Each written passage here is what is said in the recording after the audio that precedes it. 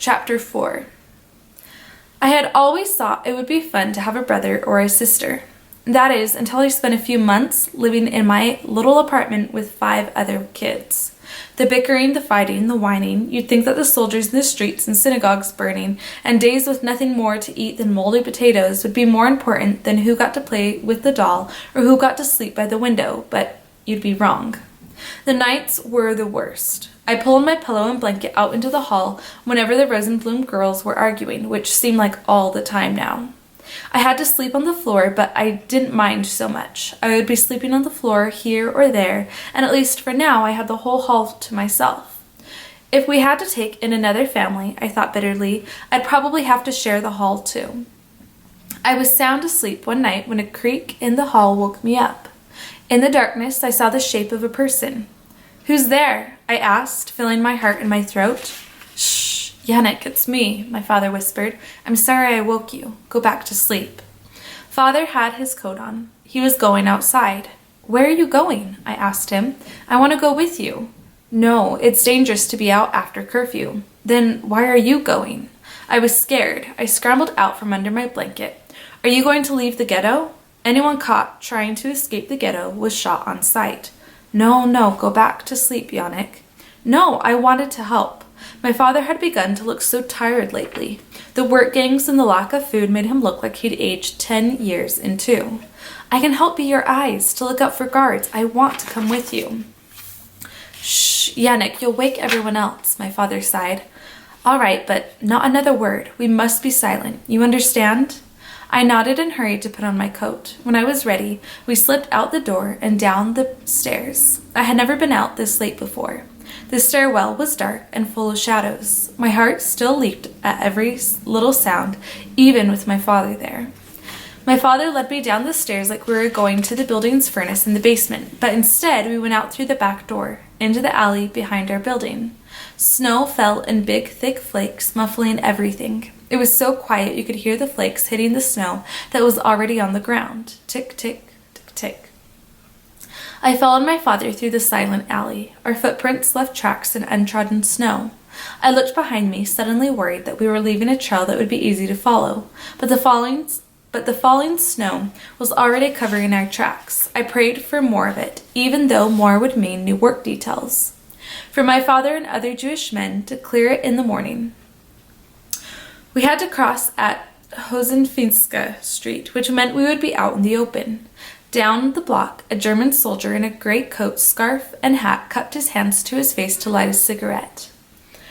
My father put a hand to my chest and we flattened ourselves against the wall. In the shadow of an apartment building, I watched the German soldier breathe out a long cloud of smoke. The red ember of his cigarette glowed in the darkness. Where was he from? What was his name? Did he have a family, children like me? Did he hate Jews the way Hitler did? Had he ever killed a man? The Nazi rubbed his hands together, stomped his feet to clear the snow and cold from them, and walked around the corner, out of sight. "Now," my father whispered, and we hurried across the street, our feet crunching so loudly in the quiet night air, I thought everyone on the block must hear us. I'd crossed that street 100 times, 1,000 times, but it had never felt so wide, the other side so far away. When we reached the alley across the street, we stopped, leaning against a wall again while we caught our breaths and listened to see if anyone had heard us. The only sound was the falling of the snow. Tick, tick, tick, tick. My father led me a short way on, and I began to realize where we were going. Uncle Abraham's bakery. The Nazis had let him keep it to bake bread for the soldiers. As we pushed on the door to go inside, something caught. A towel was stuffed into the crack along the floor. As soon as we were inside, I understood why. Bread. The wonderful, beautiful smell of bread. The aroma alone made my stomach growl. I had learned to live with hunger, but now that my body knew there was fresh baked bread to be had, it could barely contain itself. I shook with anticipation. My father replaced the towel under the door, and we made our way down the dark corridor to the ovens.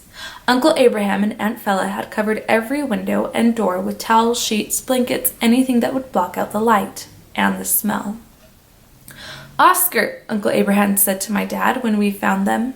He hugged my father, and I ran to where Aunt Fella was pulling racks of bread from the oven. "And I see you brought a helper," Aunt Fella said. "Hello, Yannick." She smiled at me, but I only had eyes for the bread. golden brown loaves that glistened and steamed in the cool air. I felt my mouth water. Fella laughed. Take one. After we work, my father said, and my heart burst. How could I possibly wait? He turned to my uncle. What can we do? Are you firing both ovens? My father asked. Only one for bread, Uncle Abraham said. He opened the second oven to show it was empty. In this one, we're burning wet wood to help cover the smell of the bread with the smoke. We weren't able to save enough flour to bake in both ovens all the time anyway. We must make it last. Another month, another 2, another year. Spring, my father said. The British and the French will be here by then. Uncle Abraham shrugged. It may be the Russians get here first. The peace can't last. 17 days after Germany had invaded Poland from the west, the Soviet Union had invaded from the east. Poland was split right down the middle, and the Germans and Russians had promised not to fight each other. For now, in the meantime, we'll bake when we can. But if the Nazis find out... Come, let's get to it, my father said. Yannick and I will feed the fires. We worked into the wee hours of the morning, father and I feeding wood and coal to the ovens, Uncle Abraham making dough, and Fella pulling those delectable loaves from the racks and putting them in sacks. We must get you back before light, Uncle Abraham said at last. Here, take 3 sacks apiece. That should be enough to sell on Krakowska Street, plus 1 sack for yourself. A whole sack of bread just for us. I almost moaned at the thought of such a feast. Mosh is coming by tomorrow to pick up sacks to sell to the families on Wigierska Street, Abraham said, and Dawid and Salah tomorrow night to sell to Rikakwa Street.